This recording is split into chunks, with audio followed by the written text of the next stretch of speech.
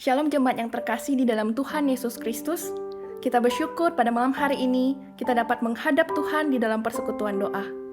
Bapak Ibu Saudara, ketika kita berdoa, Tuhan mendengarkan doa kita dan akan menjawab doa kita sesuai dengan kehendak-Nya. Sebagai perpanjangan tangan Allah di tengah dunia, kita dapat berdoa bagi pekerjaannya. Kita berdoa bagi orang-orang di sekitar kita yang membutuhkan dukungan doa. Kita berdoa bagi gereja yang membangun jemaat, bagi sekolah yang membekali siswa, bagi dunia yang situasinya terus berubah-ubah. Bapak Ibu Saudara, sembari kita berdoa, saya akan menuntun Bapak Ibu Saudara ke dalam 4 elemen berdoa: pujian, pengakuan, permohonan, dan penyerahan. Mari, sebelum kita masuk ke dalam ibadah doa ini, kita mengambil waktu teduh sejenak di hadapannya. Saat teduh.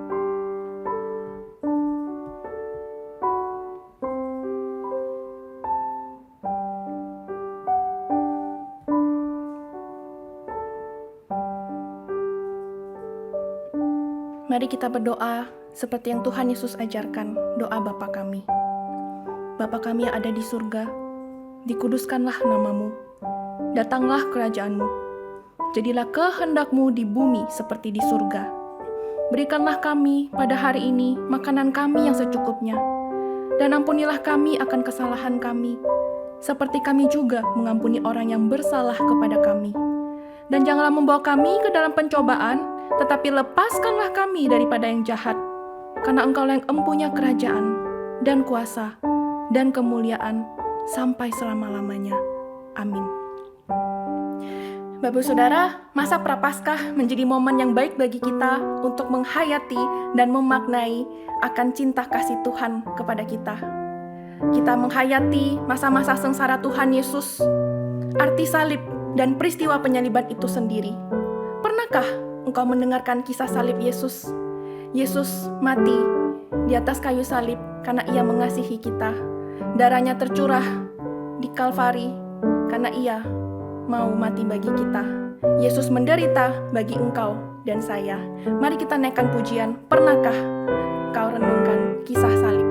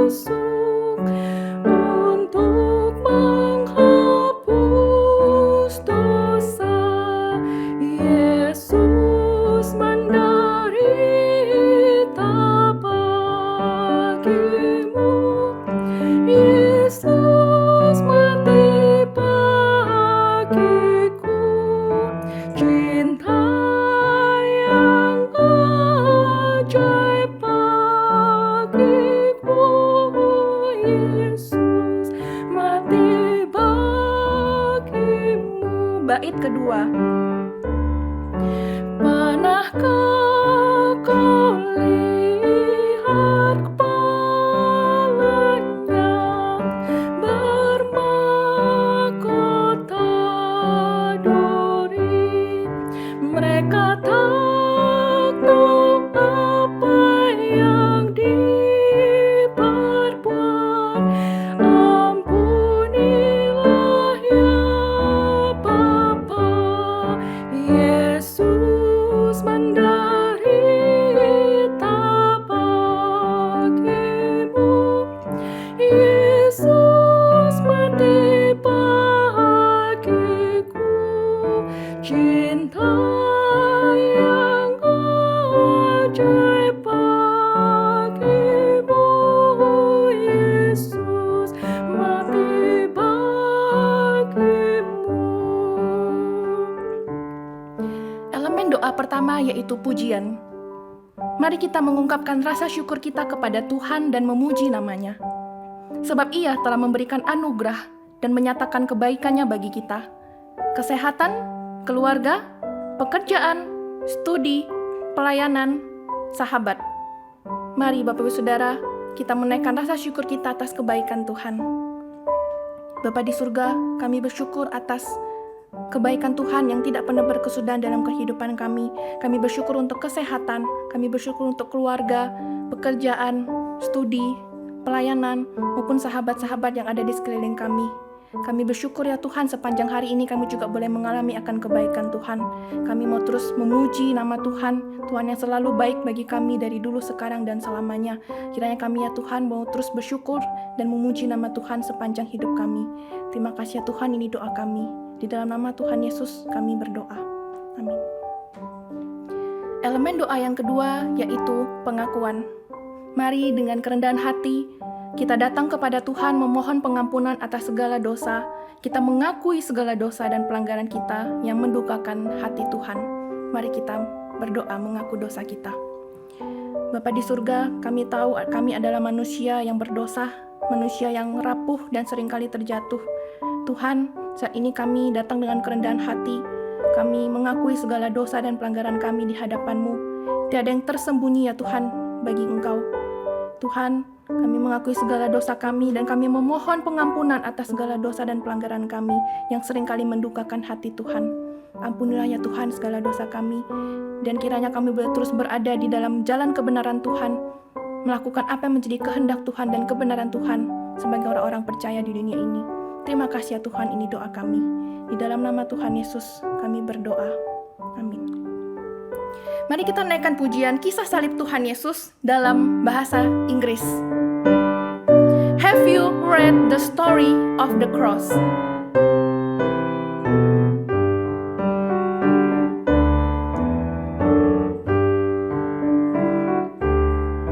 Have you read the story of the cross where Jesus bled and died, where your debt was paid by the precious blood that flowed from His wounded side?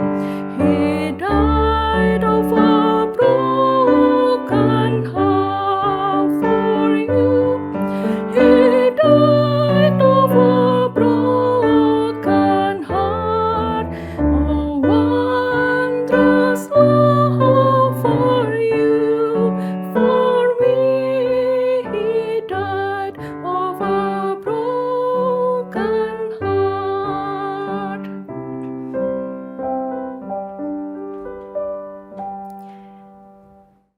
Bapak Saudara, situasi terus berubah-ubah, tapi kita bersyukur kita memiliki Allah yang tidak pernah berubah.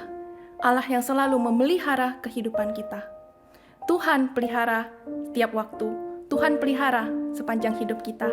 Dan ketika kita berdoa, kita menaikkan seruan doa kita, ada Tuhan yang memelihara hidup kita. Tuhan peliharamu. Mari kita naikkan pujian ini.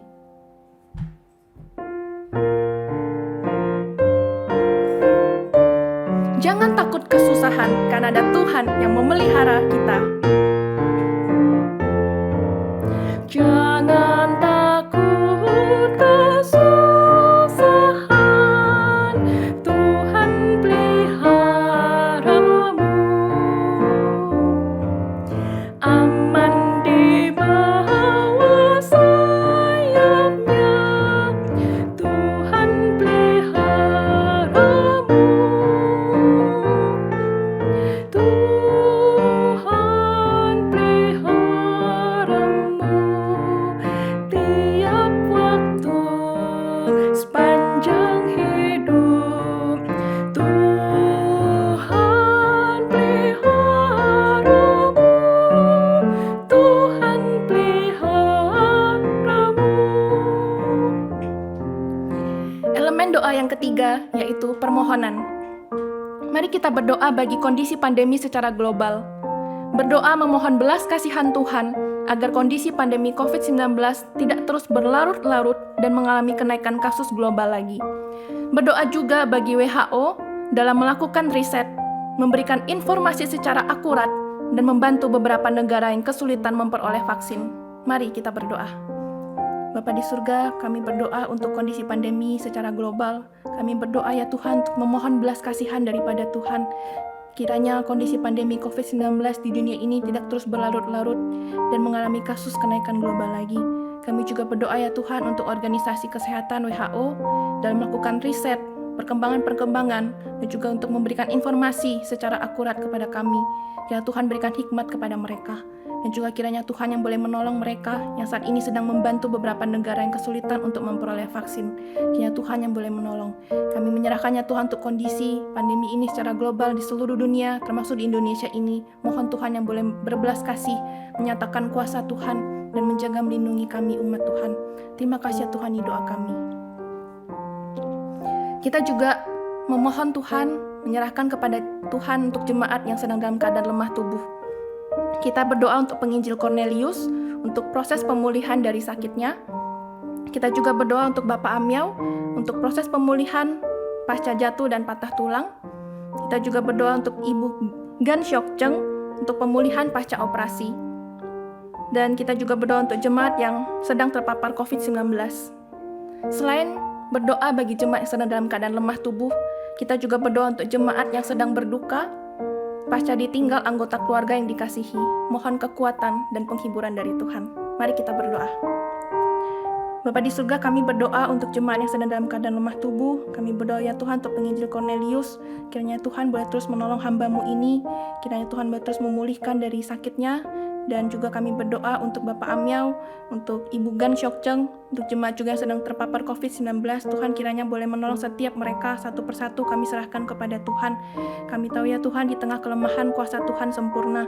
Dan kiranya Tuhan ketika kami lemah, ketika jemaat-jemaat sedang sakit ini juga sedang terbaring, sedang mengalami kelemahan tubuh, kiranya mereka boleh tetap mengingat akan kasih setia Tuhan yang besar dan boleh bersandar kepada kekuatan Tuhan dan Tuhan yang menjadi pengharapan mereka. Kami juga berdoa ya Tuhan untuk jemaat yang sedang dalam masa-masa duka pasca ditinggal oleh anggota keluarga yang dikasihi. Kiranya Tuhan ingatkan mereka bahwa Tuhan memelihara kehidupan mereka. Tuhan kiranya boleh terus hadir di masa-masa duka ini. Kiranya kesedihan mereka tidak berlarut-larut dan digantikan dengan sukacita yang penuh dengan pengharapan. Karena Tuhan Sang Immanuel yang beserta dengan kehidupan kami. Kiranya penghiburan dan kekuatan daripada Allah senantiasa menyertai jemaat kami yang sedang dalam berduka, sehingga mereka boleh melewatinya bersama dengan Tuhan. Terima kasih ya Tuhan, ini doa kami. Saat susah dan kecewa, ada Tuhan pelihara hidup kita. Bait yang kedua. Saat susah dan kecewa, Tuhan peliharamu.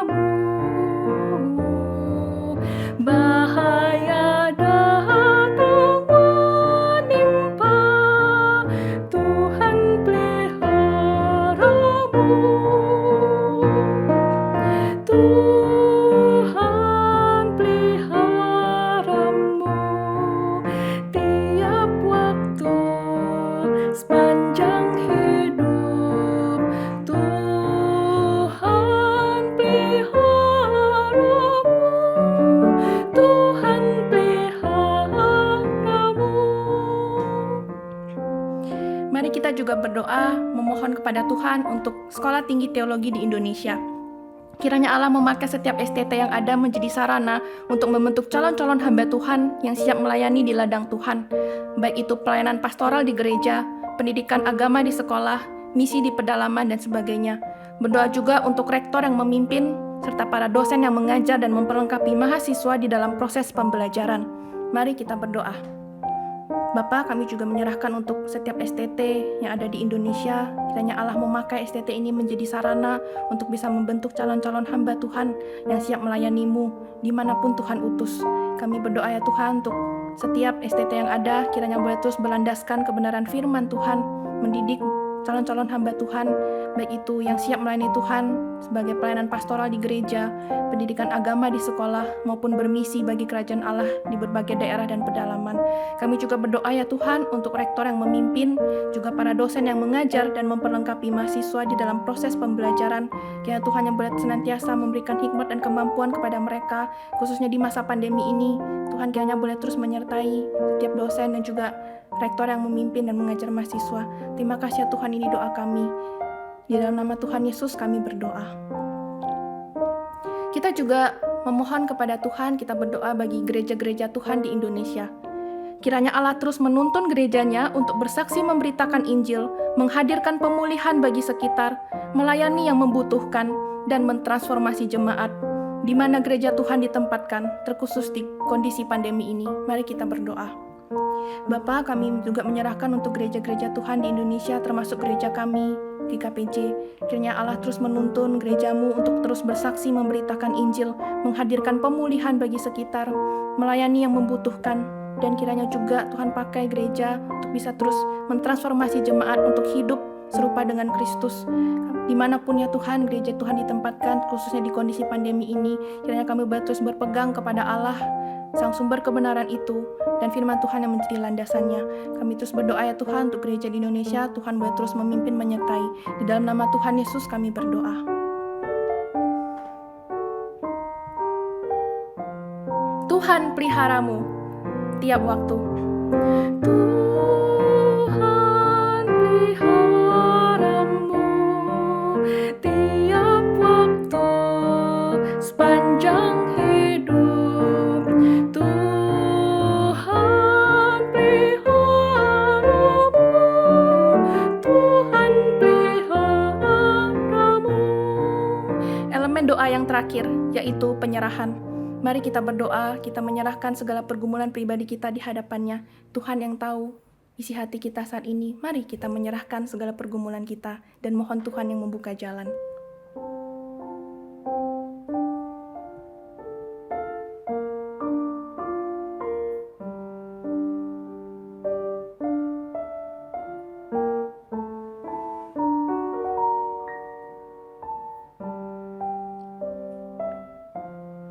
Tuhan, inilah seruan doa kami.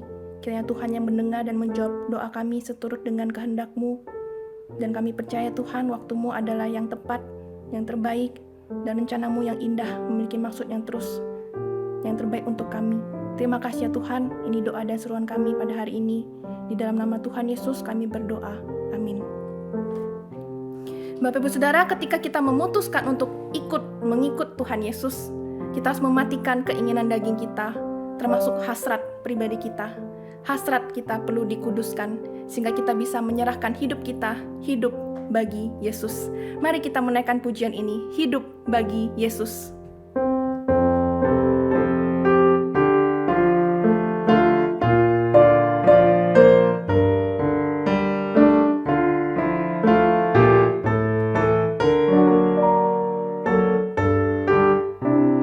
Hidup bagi Yesus.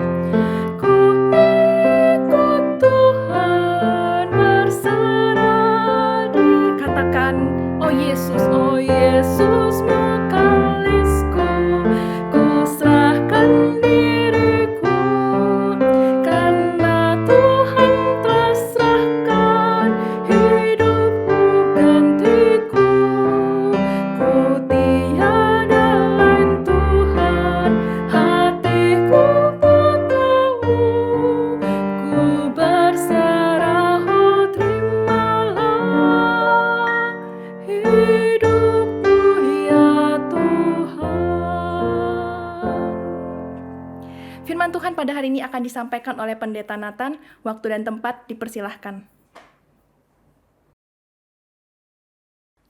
Shalom jemaat Tuhan sekalian, kita bersyukur malam hari ini boleh kembali belajar firman Tuhan. Mari kita belajar untuk satu topik hasrat yang dikuduskan. Di mana pada malam hari ini kita akan membaca dalam surat 1 Timotius pasal 6 ayat 8 sampai 12. Mari kita membaca bagian firman Tuhan ini. 1 Timotius pasal 6 ayat 8 berbunyi demikian. Asal ada makanan dan pakaian cukuplah. Tetapi mereka yang ingin kaya terjatuh ke dalam pencobaan, ke dalam jerat, dan ke dalam berbagai-bagai nafsu yang hampa dan yang mencelakakan, yang menenggelamkan manusia ke dalam keruntuhan dan kebinasaan. Karena akar segala kejahatan ialah cinta uang, sebab oleh memburu uanglah beberapa orang telah menyimpang dari iman dan menyiksa dirinya dengan berbagai-bagai duka. Tetapi engkau, hai manusia Allah, jauhilah semuanya itu. Kejarlah keadilan, ibadah, kesetiaan, kasih, kesabaran, dan kelembutan. Bertandinglah dalam pertandingan iman yang benar dan rebutlah hidup yang kekal. Untuk itulah engkau telah dipanggil dan engkau ikrarkan ikrar yang benar di depan banyak saksi. Mari kita bersatu dalam doa. Bapa kami yang di surga, kami bersyukur malam hari ini bersama-sama kami boleh menikmati kebenaran firman-Mu. Sekali lagi kami mohon Roh Kudus ajarlah setiap kami untuk mengerti dan memahami firman-Mu, dan Roh Kuduslah yang memampukan kami untuk melakukannya, mempraktekkan firman yang kami dengar.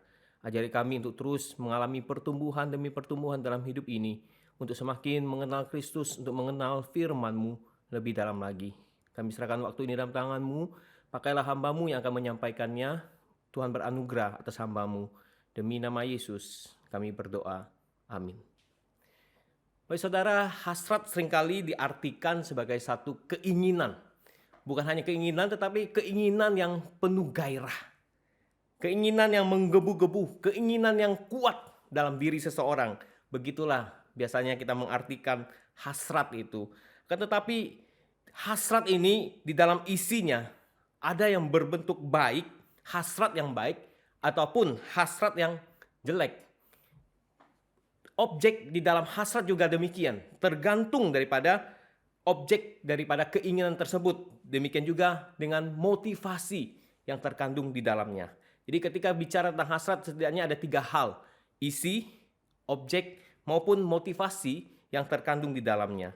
Seringkali ketika kita bicara hasrat, apa yang terlintas dalam pikiran kita? Adanya konotasi negatif yang timbul. Ya, kita bicara hasrat itu menyangkut seks lah, hawa nafsu lah, dan lain sebagainya. Saudara kasih Tuhan, kita melihat sesungguhnya Allah menciptakan hati manusia dengan kapasitas untuk bergairah, untuk berhasrat di dalam hidupnya. Jadi Allah ciptakan itu, Allah itu berikan kepada setiap hati kita. Ada satu kegairahan, satu hasrat dalam hidup kita. Dan kita tahu hasrat yang mendasar adalah ketika kita menginginkan sesuatu supaya kita menanti, kita mendambakan Tuhan, kita mendambakan akan kebenarannya. Hasrat yang mendasar itulah hasrat yang Tuhan berikan sejak awal manusia diciptakan, bahwa manusia rindu untuk berrelasi dengan Tuhan, seperti halnya kisah yang ada di Taman Eden ketika Adam dan Hawa sebelum jatuh dalam dosa. Mereka ada satu kerinduan yang Tuhan berikan untuk berrelasi, untuk dekat dengan Tuhan. Tetapi saudara, di tengah perjalanan dunia ini kita tahu hasrat manusia semakin memburuk. Hasrat manusia semakin mengarah kepada hal-hal yang tidak berkenan kepada Allah, kepada hal-hal yang berdosa di hadapan Tuhan. Ketika hasrat dibicarakan dalam Alkitab, saudara, ada kata lapar dan haus rohani yang seringkali muncul. Ini adalah satu konsep yang ada di Perjanjian Lama maupun di dalam Perjanjian Baru. Seperti halnya lapar dan haus secara jasmani, ya, di dalam kehidupan kita lapar dan haus. Demikian juga hasrat ini mestinya ada di dalam kebutuhan rohani kita, di dalam kebutuhan akan kebaikan dan persekutuan kita dengan Allah. Jadi ketika kita bicara tentang hasrat, Alkitab banyak memperlihatkan bagaimana seseorang yang lapar dan haus secara rohani. Ada seorang mengatakan, di balik segala lapar dalam hidup kita ada Allah. Ya.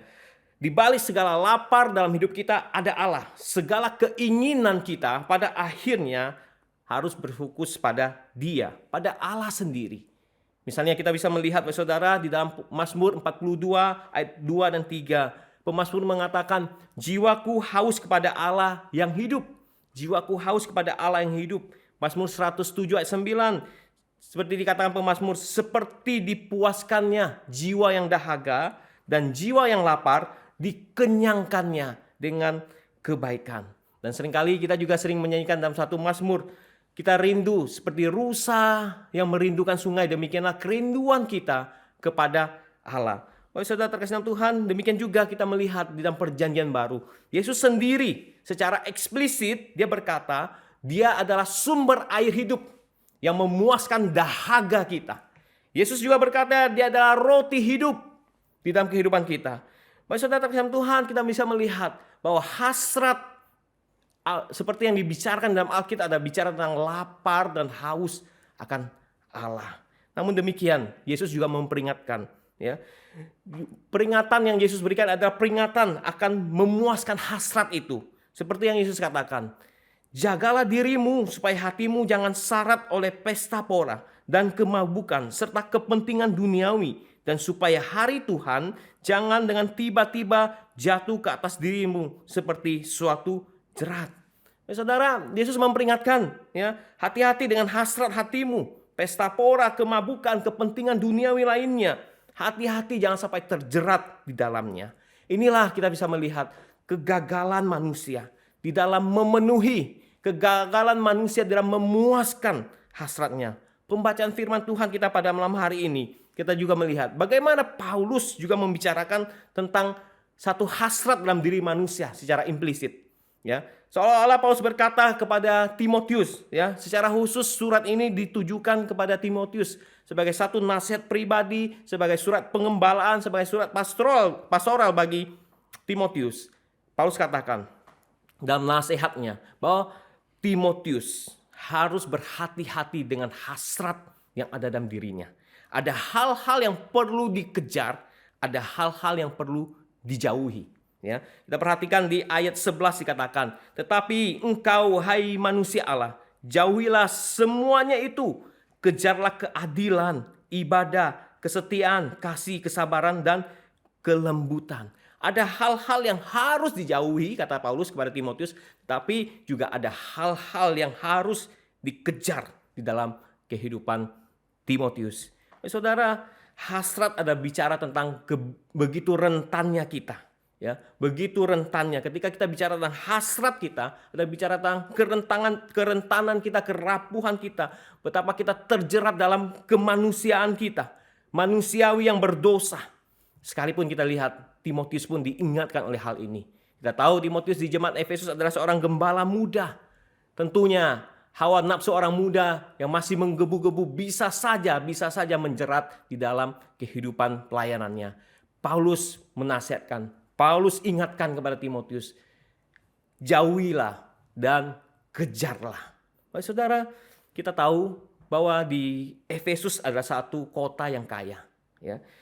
Tidak menuntut kemungkinan kota yang kaya ini berisikan banyak keinginan-keinginan, hasrat-hasrat yang muncul dalam diri manusia, khususnya jemaat mula-mula pada saat itu. Kota yang begitu ramai dengan perdagangan, kota yang begitu kaya. Dan tentunya ya tidak dapat dipungkiri orientasi orang-orang pada saat itu pada umumnya yaitu mengejar akan kekayaan. Ya, mengejar kekayaan diperlihatkan dengan gaya hidup yang mewah, ya, banyak sekali keinginan-keinginan yang mungkin dicapai, yang ingin dikejar, yang ingin dipenuhi dan sebagainya. Paulus khawatir hal ini juga mempengaruhi kehidupan jemaat pada saat itu. Ada kuat indikasi bahwa nasihat ini juga kepada Timotius sendiri sebagai gembala muda pada saat itu. Kita lihat apa yang Paulus katakan di dalam bagian firman Tuhan ini. Paulus seakan-akan memberikan satu standar minimal dalam hidup ini. Satu kecukupan yang Paulus katakan di ayat 8. Bahwa asal ada makanan dan pakaian cukuplah. Bapak saudara, ayat ini seolah-olah menggemakan satu ayat yang ada di Amsal pasal 30 ayat 8. Dikatakan dalam Amsal itu, jauhkanlah daripadaku kecurangan dan kebohongan. Jangan berikan kepadaku kemiskinan atau kekayaan. Biarkanlah aku menikmati makanan yang menjadi bagianku. Seakan-akan Amsal ini memperlihatkan satu kesinambungan apa yang dikatakan oleh firman Tuhan tentang kecukupan. Ya, asal ada makanan, pakaian cukuplah. Amsal katakan, biarlah aku menikmati makanan yang menjadi bagianku. Tetapi apa yang terjadi? Paulus mengulas di dalam ayat 9. Apa yang terjadi dengan hasrat manusia itu? Paulus menyatakan dengan satu pengejaran yang tidak berakhir. Seolah-olah mereka yang ingin kaya mengejar tak habis-habisnya. Ada satu pengalaman ketidakbahagiaan yang terjadi dalam hidup manusia ketika mengejar hal itu. Bapak saudara terkasih Tuhan, kita lihat apa yang dikatakan Paulus di ayat 9. Paulus katakan, karena mengejar kekayaan, banyak orang jatuh ke dalam pencobaan. Ya, tentu pencobaan ini mengarah kepada dosa dan mungkin berlawanan dengan Tuhan dalam hal ini. Jerat dalam hal ini seperti seekor binatang yang terjerat. Tidak bisa lepas lagi, terjerat. Ya, saudara, kemudian Paulus katakan ada hawa nafsu lainnya yang mengikutinya. Dan Paulus katakan itu adalah penuh dengan kehampaan. Tidak sampai di situ. Ada akibat-akibat yang mengerikan di ayat 9 dikatakan. Ya, yang akan menenggelamkan manusia ke dalam keruntuhan dan kebinasaan. Ada akibat yang menyertai, akibat yang mengerikan terjadi dalam hidup manusia kalau itu terjadi. Hasrat yang demikian, bagi saudara kita tahu, dalam pengalaman manusia dari abad ke abad, ketika manusia mengejar kekayaan, mengejar sesuatu yang tidak pernah habis-habisnya, tidak akan pernah mendatangkan kehidupan yang berbahagia. Mengejar sesuatu yang tidak terpuaskan tidak akan pernah mendatangkan kehidupan yang bahagia. Kita bisa melihat dari pengalaman manusia ini dari abad ke abad. Itu akan menjadi satu lingkaran yang terus menggeruti manusia. Melainkan kita melihat menyebabkan manusia ketika mengejar itu, menginginkan lebih banyak dan lebih lagi. Sehingga mereka terus berusaha untuk mendapatkan kekayaan. Pada akhirnya apa? Menjadikan mereka tidak mengenal kebenaran. Ini yang tragisnya. Kekayaan itu membuat mereka tidak lagi mengenal kebenaran daripada Tuhan. Ya, saudara, kita lihat Paulus katakan pada akhirnya manusia jatuh di dalam cinta uang. Dan cinta uang ini adalah akar daripada segala kejahatan. Dan ada deretan efek yang lebih membahayakan lagi. Bahwa manusia karena mengejar itu, sesuatu yang tak terpuaskan itu, hasrat yang tak terpuaskan itu, menyiksa diri mereka dengan berbagai duka. Dan kita melihat apa yang terjadi pada akhirnya menyimpang daripada imannya kepada Tuhan. Ini sesuatu yang tragis jika itu terjadi di dalam kehidupan kita. Menyimpang imannya di hadapan Tuhan. Ada beberapa contoh, saudara, yang bisa kita lihat di dalam Alkitab. Misalnya seorang yang bernama Akan. Ketika Yeriko dikalahkan oleh Israel, ya, banyak sekali jarahan-jarahan, ya, yang boleh diambil oleh orang Israel dan juga tidak boleh. Ya. Emas perak itu tidak boleh. Ya. Tetapi Akan, dia mengambil emas perak, jubah-jubah yang indah, dia simpan di kemahnya.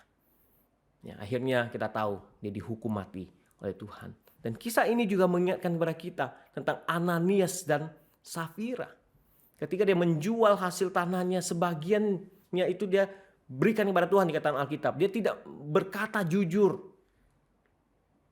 Dari dua kisah ini memperlihatkan kepada kita, saudara, bahwa kekayaan itu sangat menjerat manusia.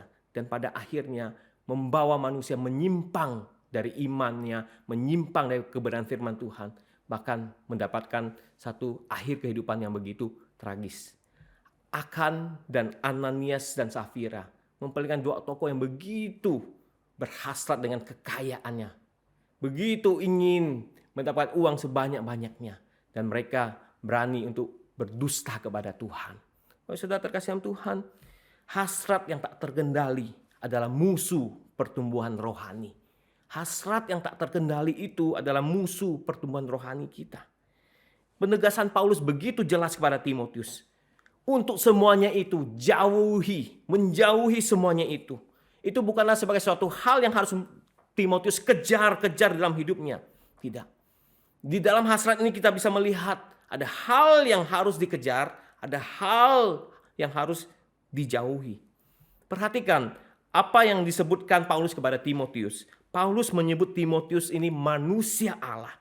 Saudara, ini bukan penyebutan yang biasa. Penyebutan ini pernah dikenakan kepada Musa. Musa pernah disebut sebagai manusia Allah. Daud pernah disebut sebagai manusia Allah. Nabi Samuel pernah disebut manusia Allah. Elia disebut manusia Allah. Elisa disebut manusia Allah. Walaupun di dalam terjemahan Indonesia adalah abdi Allah. Sesungguhnya kalau kita lihat dari terjemahan bahasa Inggris ada man of God, ya, manusia Allah. Saudara, seolah-olah Timotius ini adalah seperti mereka, hamba yang dipakai oleh Allah. Hamba yang dipakai oleh Allah, ya. Seperti Musa, Daud, Samuel, Elia, Elisa adalah hamba-hamba Tuhan, nabi yang dipakai Allah. Demikian halnya Paulus menyebutkan itu kepada Timotius, engkau adalah manusia Allah, hamba yang dipakai Allah.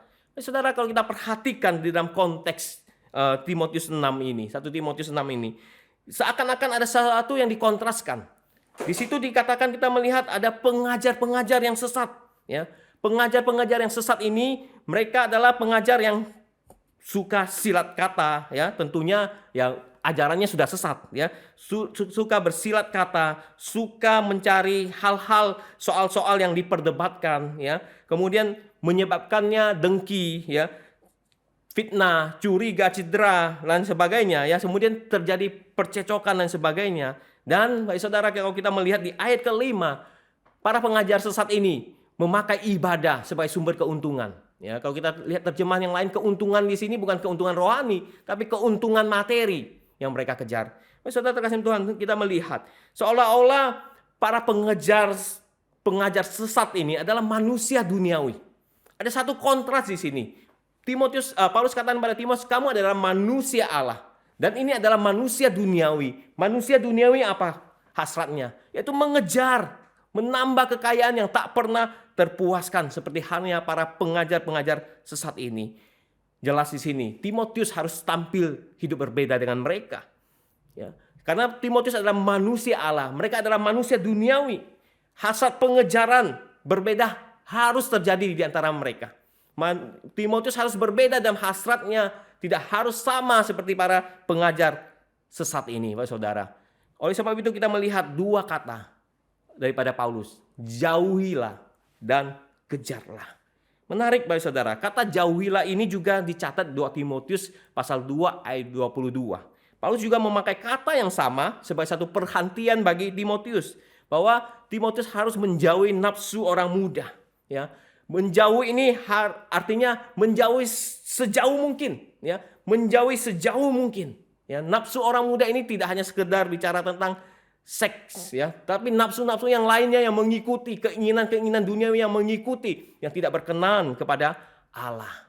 Dan kata menjauhi ini sangat syarat dengan kisah Yusuf, bukan? Yusuf yang digoda istri Potifar. Ketika istri Potifar menarik baju Yusuf supaya tidur dengan dia, Yusuf cepat-cepat melepaskan dirinya, lari jauh daripada istri Potifar, lari pergi keluar dari kamarnya. Saudara kasih Tuhan, demikianlah satu gambaran kata jauhilah ini harus ada dalam hidup kita. Ketika kita menemui tergoda dengan hasrat-hasrat yang tidak berkenan di hati Tuhan, jelas itu menjauhi. Demikian juga saudara, Paulus juga memakai kata kejarlah ini di dalam 2 Timotius pasal 2 ayat 22. Hampir sama dengan yang ada di ayat 11 dalam 1 Timotius pasal 6 ayat 11, sama. Kejarlah keadilan, kesetiaan, kasih, dan damai.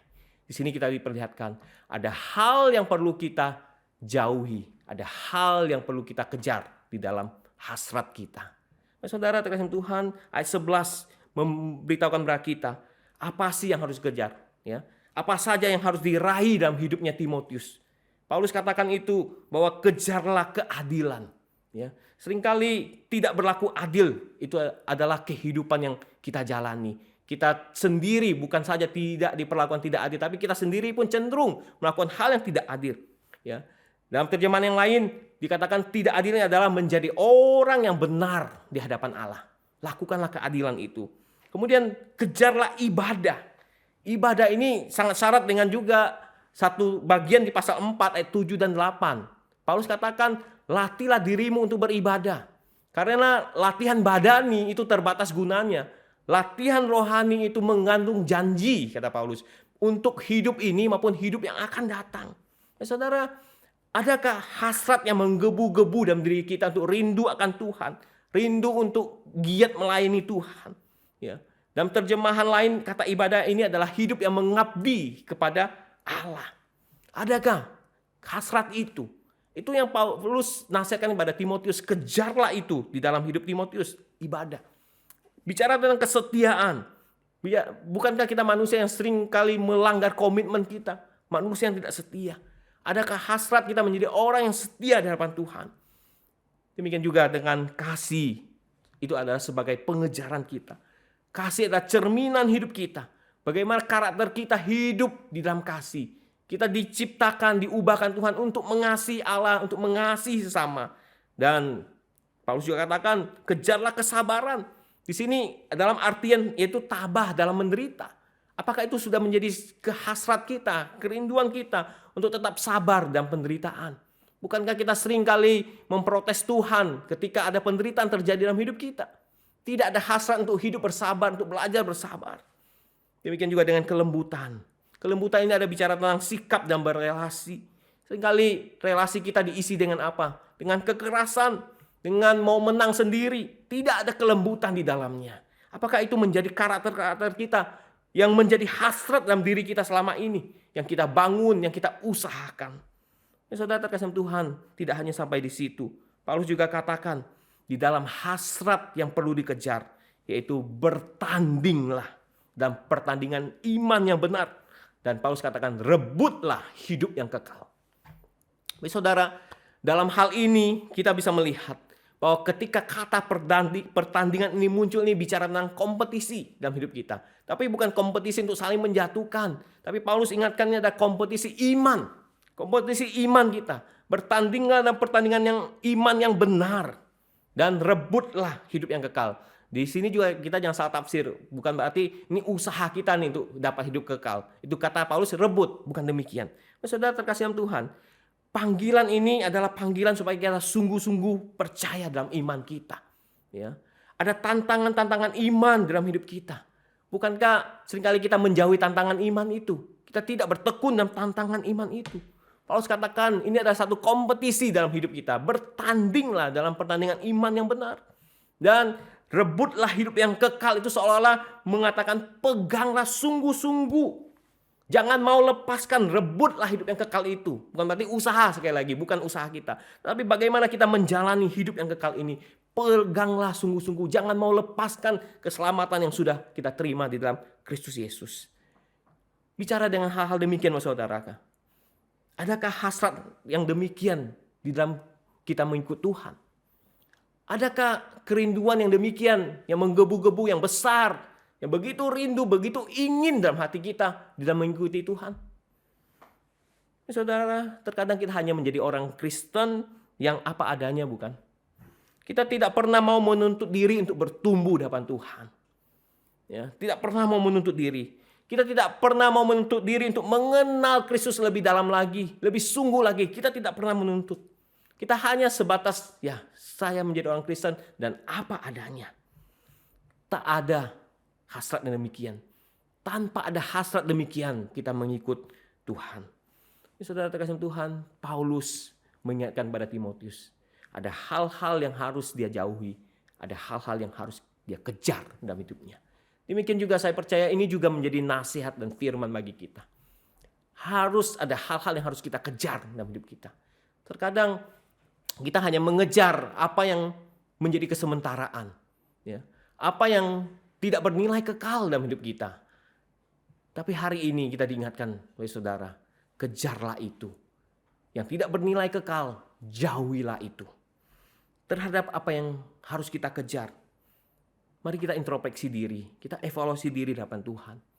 Seberapa banyak hidup ini terhadap apa yang kita kejar, maksud saya. Kita memberikan pikiran kita. Yang patut kita kejar itu. Seberapa banyak kita memberikan pikiran, waktu, tenaga kita untuk itu. Apakah kita sudah memberikan ruang yang lebih besar untuk itu? Waktu yang lebih banyak untuk itu. Investasi yang lebih banyak untuk itu. Usaha, effort yang kuat untuk itu. Dan apakah orientasi hidup kita, gaya hidup kita sudah menuju seperti nasihat Paulus tentang apa yang patut kita kejar? Saudara terkasih Tuhan, ini menjadi satu refleksi bagi kita. Pikirkan kembali. Apakah itu yang kita kejar dalam hidup kita? Atau hal yang lain? Ketika bangun pagi, apa yang terlebih dahulu terlintas dalam pikiran kita? Ketika membuka mata kita menyambut mentari pagi, apa yang terlebih dahulu ada dalam pikiran kita? Jauh malam sebelum kita tidur, sebelum kita memejamkan mata kita untuk tidur, apa yang sudah kita rencanakan untuk esok hari? Saudara, pertanyaan ini adalah menjadi indikator bagi kita untuk melihat apa yang perlu kita kejar, apa yang perlu kita hindari. Pada prakteknya, saudara, betapa banyak kita tidak rela. Kita tidak rela untuk meninggalkan, menjauhi apa yang tidak patut kita kejar. Justru kita mendekati. Yang perlu kita kejar justru kita jauhi. Yang kita jauhi justru kita kejar. Itulah ironi kehidupan kita. Tapi pada malam hari ini firman Tuhan menawarkan kepada kita tawaran hasrat untuk dikuduskan. Itu sesuatu yang kita kejar.